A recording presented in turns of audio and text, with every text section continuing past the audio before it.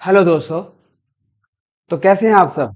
आशा करता हूं आप सब स्वस्थ और खुश मिजाज होंगे। यहाँ पर मैं आपके लिए आज फिर से एक नई वीडियो के साथ उपस्थित हुआ हूं, जिसमें हम क्लास 10th हिंदी में जो भी परिवर्तन हुए हैं उसके विषय में चर्चा करेंगे और देखेंगे कि किस चैप्टर को हटाया गया है और क्या नया परिवर्तन हुआ है। ठीक है,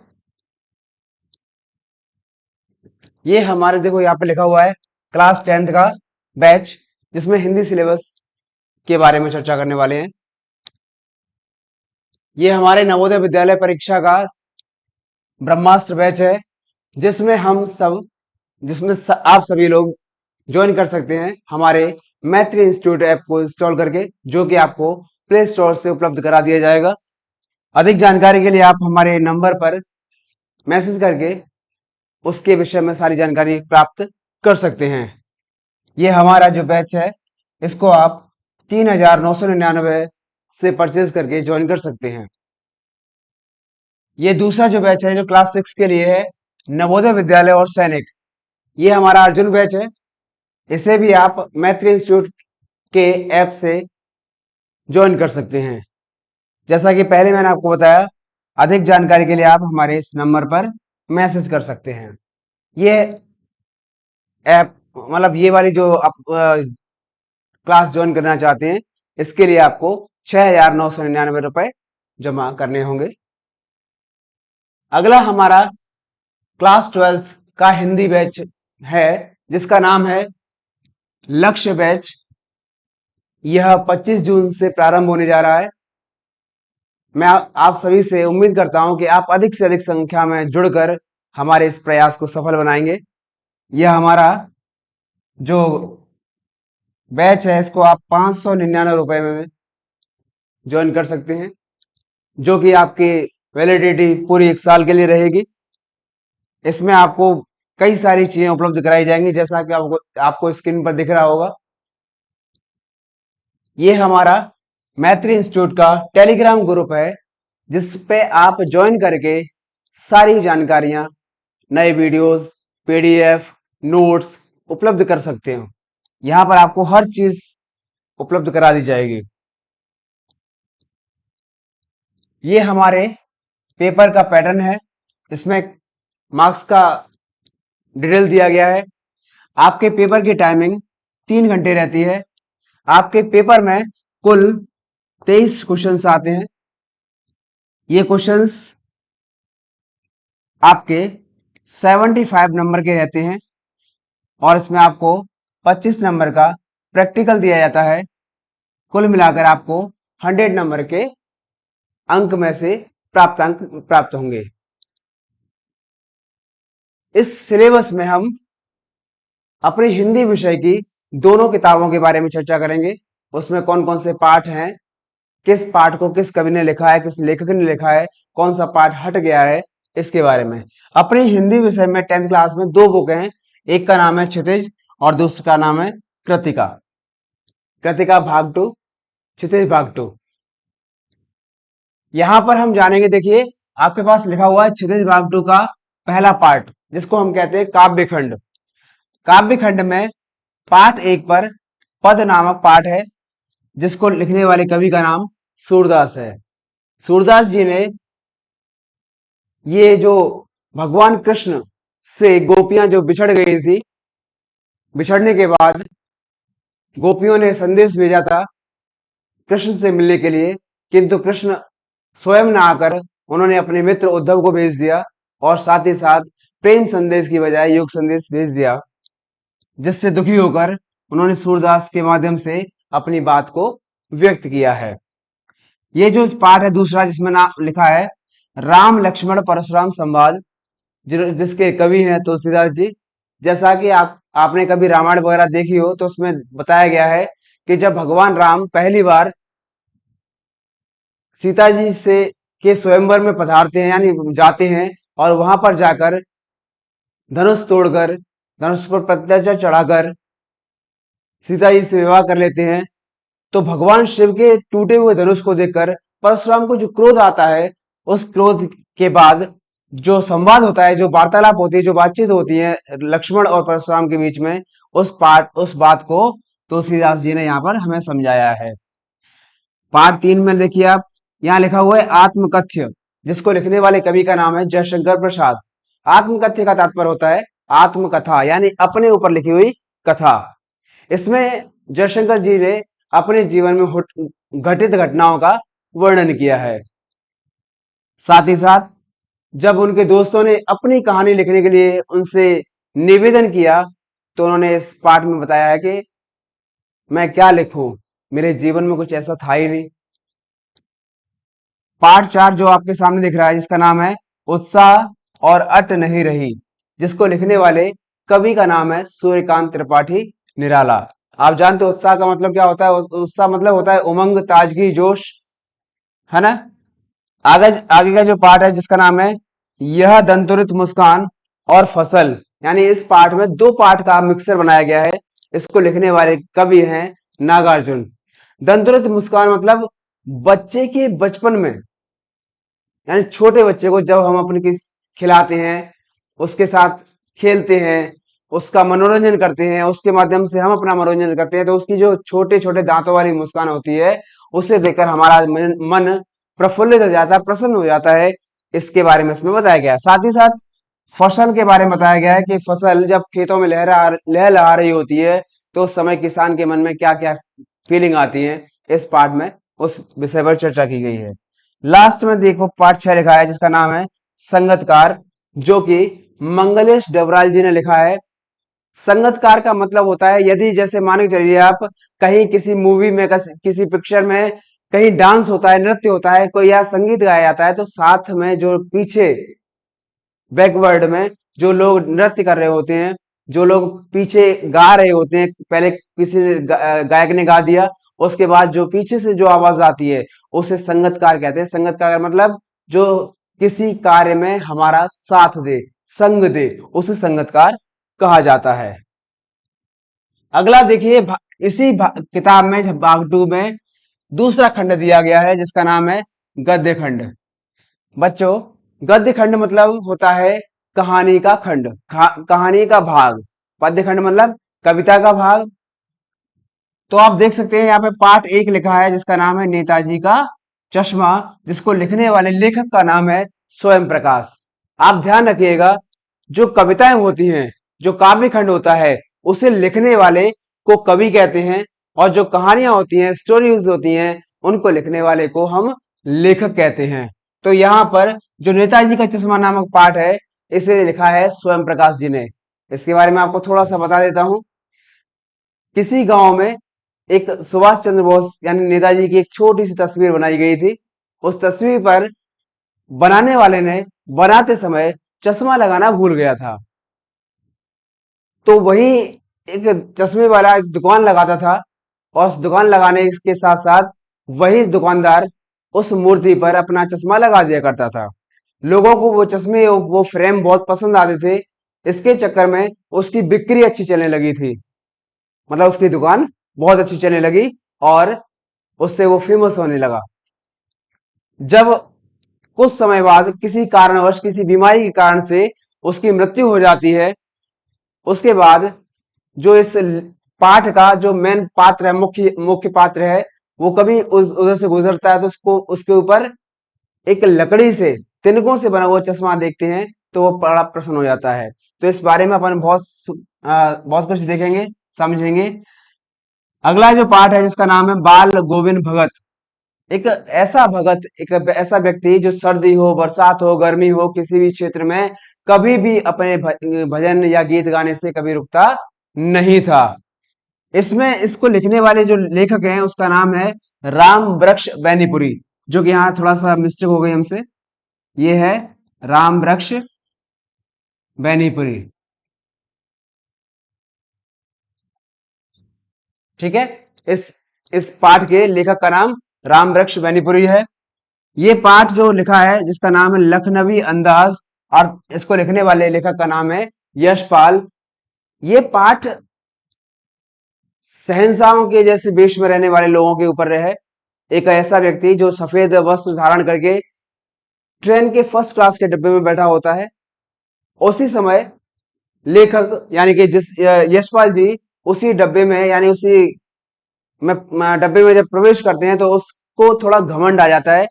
जो पहले से जो बैठे हुए थे वो खीरा खा रहे होते हैं और खीरा खाते खाते उस पर क्रोधित होकर सारे खीरे को फेंक देते हैं। उसके बारे में हम इसमें चर्चा करेंगे। बहुत प्यारा पाठ है, इसको अगर हम पढ़ेंगे तो आपको बहुत इंटरेस्ट, बहुत आनंद आने वाला है। पाठ जो 4 है इसमें लिखा है एक कहानी यह भी। इसको लिखने वाली कवि सॉरी लेखिका है जिसका नाम है मनु भंडारी। ये बहुत ही प्यारा पाठ है। इसमें क्या है, इसमें एक कहानी बताई गई है जिसमें एक लड़की होकर स्वतंत्रता आंदोलन में भाग लेती है। साथ ही साथ एक लड़की होने के बावजूद साथ सभी लोग उसका विरोध करते हैं, फिर भी उसकी शिक्षिका शीला अग्रवाल जी इसका सपोर्ट करती हैं और उन्हें उसे आगे बढ़ने में सहायता प्रदान करती हैं। पाठ जो 5 है जिसका नाम है नौबत खाने में इबादत, इसको लिखने वाले लेखक का नाम है यतीन्द्र मिश्र। इस पाठ में भी जो कुछ भी होता है उसे अपन बहुत अच्छी तरह से पढ़ेंगे, जानेंगे, समझेंगे, साथ ही साथ उसकी सारी जानकारी को प्राप्त करने का प्रयास करेंगे। पाठ जो 6 है जिसका नाम है संस्कृति, इस पाठ में संस्कृति के बारे में बताया गया है, सभ्यता के बारे में बताया गया है। सभ्यता और संस्कृति में क्या अंतर होता है, संस्कृत मानव किसे कहा जाता है, इसके बारे में पाठ में अपन चर्चा करने वाले हैं। ये जो लिखा है कृतिका भाग 2, मतलब ये हमारी दूसरी बुक है। पहली बुक के सारे पाठ अपन ने पढ़ लिए थे, ये दूसरी बुक है जिसका नाम है कृतिका भाग 2। इसमें केवल, वैसे तो आपकी बुक में बेटा 5 चैप्टर हैं, लेकिन सरकार द्वारा 2 चैप्टर को हटा दिया गया है, केवल 3 चैप्टर रखे गए हैं। पहले पाठ का नाम है माता का आंचल, जो छोटे से बच्चे पर आधारित है जिसका नाम है भोलानाथ। इस जो पाठ है माता का आंचल, इस पाठ का मुख्य पात्र है भोलानाथ, जिसे उसके माता पिता बहुत प्रेम करते थे। अगर उसके कहीं लग जाती थी या कहीं से डर कर भाग के आता था तो वो हमेशा अपनी माँ के आंचल में छुप जाया करता, साड़ी के पल्लू में छुप जाया करता था। इसी वजह से इस पाठ का नाम माँ का आंचल रखा गया है। पाठ 2 लिखा है जिसका नाम है साना सानी हाथ जोड़ी, मतलब जो कर सकते हो उसे हमेशा करते रहो। जो कर सकते हो उसे हमेशा करते रहो, क्योंकि सफलता तभी मिलती है जब हम उस काम में निरंतर लगे रहते हैं। पाठ 3 जो लिखा है जिसका नाम है मैं क्यों लिखता हूं, इसमें लेखक स्वयं से प्रश्न कर रहा होता है कि मुझे क्या लिखना चाहिए और क्यों, आखिर इसको लिखने से मुझे क्या लाभ होने वाला है। ठीक है, ये अपनी दोनों किताबों के बारे में था। आगे हमारा व्याकरण भाग है। व्याकरण में क्या क्या आता है वो हम सब देखने वाले हैं। देखिए, सबसे पहला पाठ है जिसका नाम है काव्य परिचय और काव्य गुण। आप सभी जानते हैं काव्य क्या होता है। काव्य मतलब होता है कविताएं। कविताओं को हम कैसे पढ़ते हैं, कविताओं के कौन कौन से भाग होते हैं, इस पाठ में अपन उसके बारे में जानकारी हासिल करेंगे। दूसरा जो चैप्टर है, जो पाठ है, उसे हम कहते हैं रस परिचय। रस परिचय में हम पढ़ने वाले हैं रस किसे कहते हैं, कितने प्रकार के होते हैं, रस की निष्पत्ति कैसे हुई, रसों का स्थायी भाव क्या होते हैं, साथ ही साथ किस रस का कैसा एग्जाम्पल रहता है, वो पूरा हम पढ़ेंगे एमसीक्यू के साथ।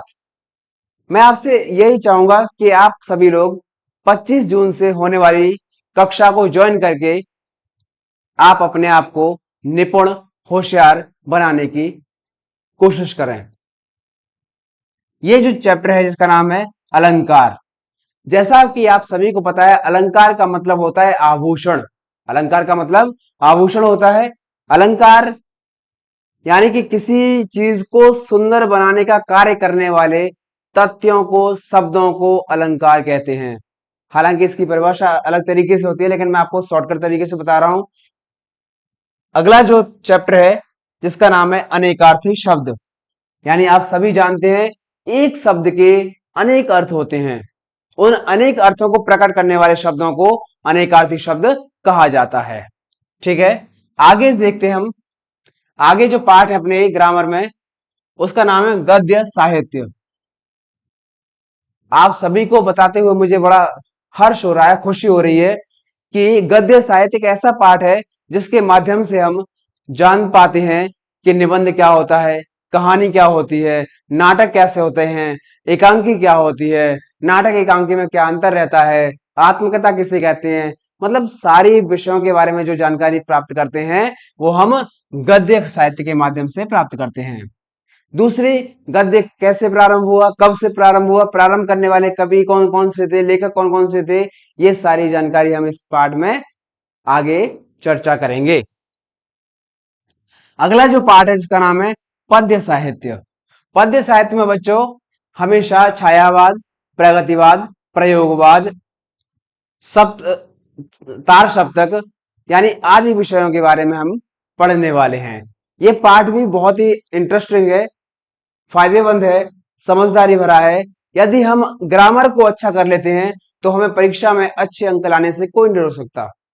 यदि हम प्रयास करें, सबसे पहले व्याकरण खत्म करें, व्याकरण का कम से कम 2 या 3 बार रिवीजन करें, इससे आपकी पढ़ने की क्षमता में, आपके मार्क्स में, आपके अंकों में बहुत अच्छा सुधार हो जाएगा और हम ज्यादा से ज्यादा अंक लाने में सफलता प्राप्त करेंगे।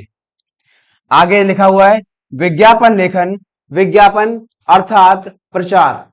विज्ञापन मतलब प्रचार, यानी हम किसी भी वस्तु का, किसी व्यक्ति का, किसी दुकान का, किसी अपने व्यापार का जो प्रचार करते हैं, जो पेम्पलेट्स वगैरह बांटते हैं, बोर्ड होर्डिंग लगाते हैं, वो सारी चीजें विज्ञापन कहलाती हैं। अगला जो पाठ है जिसका नाम है संवाद लेखन। मैं आपको बता दूं, संवाद का अर्थ होता है दो लोगों के बीच की बातें। जब दो लोग आपस में चर्चा कर रहे होते हैं, उस विषय को हम 2 पेज पर लिख देते हैं और लिखने के बाद साथ ही साथ किस व्यक्ति ने कौन सा डायलॉग बोला, कौन सा शब्द बोला, कौन सा वाक्य बोला, उसका नाम भी लिख देते हैं, उसे हम कहते हैं संवाद लेखन। अगला लिखा है वाच्य परिवर्तन यानी वाच्य परिचय। तो बेटा वाच्य मतलब होता है किसी शब्द को किस तरीके से लिखा जाता है, किस शब्द के द्वारा, किस शब्द में, किस वाक्य में किसी कर्ता द्वारा किससे कार्य कराया जा रहा है, किसके माध्यम से कार्य कराया जा रहा है, कौन कौन सी क्रिया लगाई जाती है, सारी चीजें हम वाच्य परिवर्तन में पढ़ने वाले हैं। अगला थोड़ा सा ग्रामर में और भी है, ये लिखा है बेटा वाक्य परिचय। वाक्य आपको बताते चलूं, वाक्य मतलब होता है शब्दों को सार्थक तरीके से लिखना, वाक्य कहलाता है। वाक्य हमारे 2 प्रकार के रहते हैं हमेशा, अर्थ के आधार पर, रचना के आधार पर। वाक्य में कई सारी चीजें भी आती है, प्रश्नवाचक वाक्य, विस्मयादि बोधक, आज्ञार्थक, ये सारी चीजें बढ़िया विस्तार से पढ़ने वाले हैं। ठीक है। अगला जो पाठ है जिसका नाम है अपठित गद्यांश। आप सभी जानते हैं अपठित गद्यांश क्या होता है, यदि नहीं जानते तो मैं आपको बताते चलूं। अपठित मतलब होता है अनपढ़, यानी कि जिस गद्यांश को, जिस स्टोरी को, जिस कहानी को हमने पहले कभी नहीं पढ़ा, उसको हम कहते हैं अपठित गद्यांश। इसके नीचे 4 अथवा 5 प्रश्न दिए जाते हैं, उनमें से 4 प्रश्नों के उत्तर इसी गद्यांश में मिल जाते हैं। एक प्रश्न ग्रामेटिकल पोर्शन में से रहता है, जिसका मतलब है जैसे विलोम पूछ लिया, पर्यायवाची पूछ लिया, संधि पूछ लिया, समास पूछ लिया। ये इस प्रश्न का जवाब हमें स्वयं देना होता है। कभी कभी ये प्रश्न आने की जगह पर, इसकी जगह पर उसमें सारांश पूछ लिया जाता है। तो सारांश मतलब क्या, सारांश में क्या क्या होता है वो हम इस पाठ में आपको अच्छे से समझाने वाले हैं। यदि आपने हमारी कक्षा को ज्वाइन किया तो मैं वादा करता हूं कि आप कभी भी किसी भी ग्रामेटिकल कोर्स में, क्षेत्र में कभी भी अटकने वाले नहीं हो। इसमें और चीजें रहती हैं जिनको हम ऐड करना थोड़ा सा भूल गए हैं। आपके संधि तथा समास भी रहते हैं। ये एक ऐसा पोर्शन है जो आपको यदि आ जाए तो बड़ी से बड़ी कंपटीशन क्लास को भी आप आसानी से, सरल तरीके से सॉल्व कर सकते हो। इसमें से कई बार ऐसी ऐसी संधियां, ऐसे ऐसे एग्जाम्पल आ जाते हैं जिनको सॉल्व करने में बड़े बड़े बच्चे भी घबरा जाते हैं, किंतु हम इसको इस तरीके से पढ़ाएंगे आपको कि आप किसी भी एग्जाम्पल को देखकर, उसकी मात्रा को देखकर उसके बारे में पहचान कर लोगे कि इसमें कौन सी संधि होगी, कौन सा समास होगा। केवल उदाहरण को देखकर, हमें परिभाषा भी पढ़ने की आवश्यकता नहीं पड़ेगी। यहां लिखा है अपठित पद्यांश। जैसा कि मैंने आपको बताया अपठित गद्यांश होता है, सेम टू सेम पद्यांश भी होता है। पद्यांश में क्या होता है, आपको कविता की 4 लाइनें दी जाती हैं, 4 लाइनों के नीचे आपको 5 प्रश्न दिए जाते हैं। 5 प्रश्नों में से 4 प्रश्नों के उत्तर उसी में से मिल जाते हैं। और जैसा कि मैंने पिछली बार बताया था, एक प्रश्न आपका ग्रामर में से रहता है जिसमें विलोम पर्यायवाची वगैरह पूछ लिए जाते हैं, जो कि आपको स्वयं अपने मन से सॉल्व करने होते हैं। अगला जो पार्ट है जिसका नाम है विलोम शब्द। विलोम शब्द का मतलब होता है विपरीतार्थी, यानी जब हम किसी शब्द का अपोजिट वर्ड बताते हैं तो वो अपोजिट वर्ड यानी विपरीतार्थी शब्द विलोम शब्द कहलाता है। अगला जो चैप्टर है जिसका नाम है पर्यायवाची, मतलब इसको हम एक समानार्थी शब्द के नाम से भी जानते हैं। पर्यायवाची मतलब एक शब्द के अनेक शब्द किंतु अर्थ एक। पर्यायवाची मतलब अर्थ एक रहेगा किंतु शब्द अनेक हो सकते हैं, उसे हम पर्यायवाची कहते हैं। और शब्द एक हो, अर्थ अनेक हो, उसे हम अनेकार्थी शब्द कहते हैं। आगे देखिए, इसमें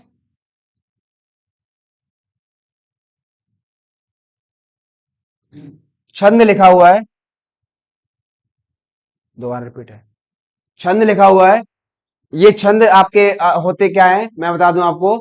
दोहा, सोरठा, चौपाई, रोला, उल्लाला, ये सारे जो छंद होते हैं इसके बारे में हम पढ़ेंगे। इसकी मात्राएं क्या होती है इसके बारे में पढ़ेंगे। इसके एग्जाम्पल क्या क्या होते हैं इसके बारे में भी हम अच्छी तरीके से जानकारी हासिल करेंगे।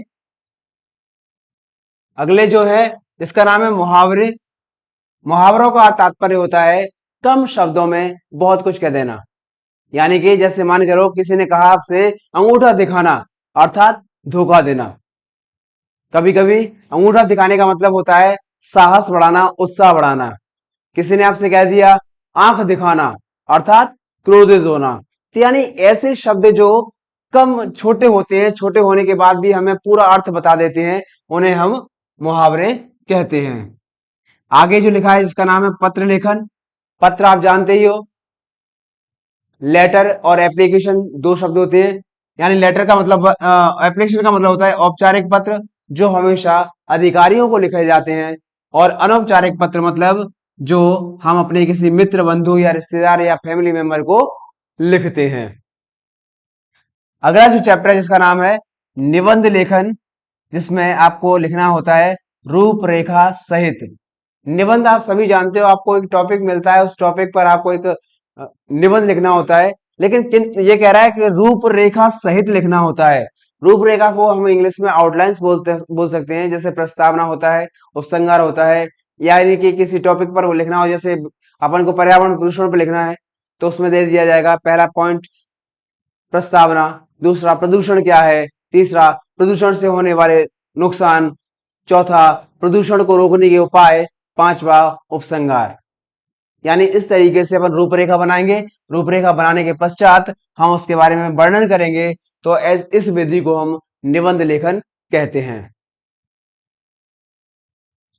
यहां पर हम आपको बताना चाहेंगे कि यदि आप हमारे उड़ान बैच को ज्वाइन करते हैं, जिसमें आपको हिंदी और संस्कृत दोनों एक साथ केवल 799 रुपए में मिल सकती है। यदि आप हमारे 10th क्लास में से केवल हिंदी को ज्वाइन करते हैं तो आपको उसके लिए 499 रुपए पे करने होंगे, जो कि आपको मैत्री इंस्टीट्यूट नामक ऐप से ज्वाइन कर सकते हो। यदि आप केवल संस्कृत की क्लास ज्वाइन करना चाहते हैं तो उसके लिए भी आपको 499 रुपए पे करने होंगे। अंत में आप सभी से यही कहना चाहूंगा कि यदि आपको हमारी वीडियोस अच्छे लगे तो कृपया लाइक करें, शेयर करें, सब्सक्राइब करें तथा साथ ही साथ हमारी क्लास को ज्वाइन करें। एक बार क्लास लेकर देखें, यदि आपको पसंद आती है, अच्छी लगती है तो आप उसके बारे में रिप्लाई अवश्य दें। थैंक यू, धन्यवाद, शुभ रात्रि।